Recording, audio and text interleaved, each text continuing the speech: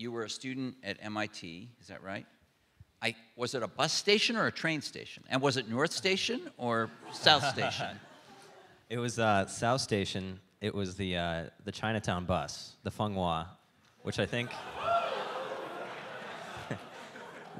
is now defunct, or the Massachusetts Transportation Authority or whatever it is. I think I read some sad article about how the Fenghua is no more, or they got something suspended. They may be back, I don't know, but I loved them very much. Unfortunately, the buses I was on didn't like tip over or explode or break down on the side of the highway. That's good, yeah. And so was it South Station, you were waiting for the bus, or? Yeah, what happened was I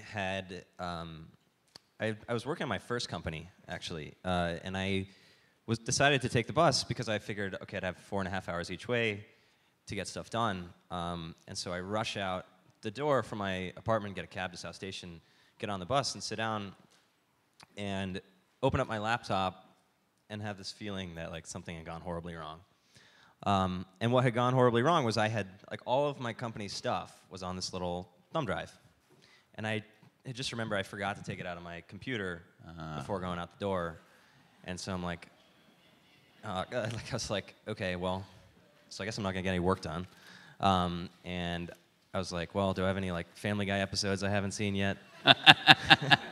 And I didn't. So then I'm just like, that 4.5 hours, I'm just sitting there. I'm like, and what do you say to yourself in these situations? You don't say like, I hate my thumb drive. You're like, I hate myself. I'm so disorganized. I keep doing this. And you didn't want to talk to the person next to you at all? No, I mean, the Chinatown bus, it's like some woman carrying like live crabs in the styrofoam box, so she didn't want to hear about it. She didn't, no. So this made you think, what if and the bus had Wi-Fi, right? No, this was pre-Chinatown bus Wi-Fi. So, well, yeah, so you couldn't use, you're really just so like, you couldn't use cloud storage anyway. You're alone with your thoughts for 4 hours, okay. Yeah. No, but I mean, oh no, just everything. Suppose DropBox had been invented, or suppose you were using some similar product, SugarSync. I think SugarSync was around at that time.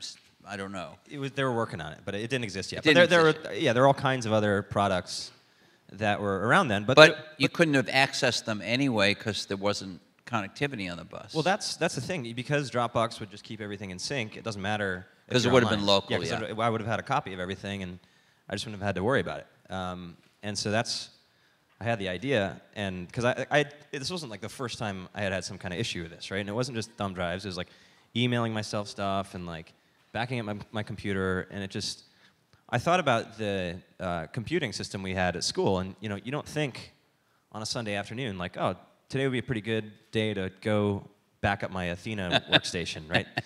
Because it's all just taken care of, right? And right. Then you graduate, and it's back to like. And you're the system. Yeah, you are your own IT administrator. That's right. Yeah. And I'm like, I shouldn't have to worry about any of this stuff. And so I opened up an editor on the bus and started writing some code that eventually became Dropbox. I mean, I had no idea at the time what this would turn into, but I just wanted to solve this problem really for myself. And then it was clear that this was something that everybody needs.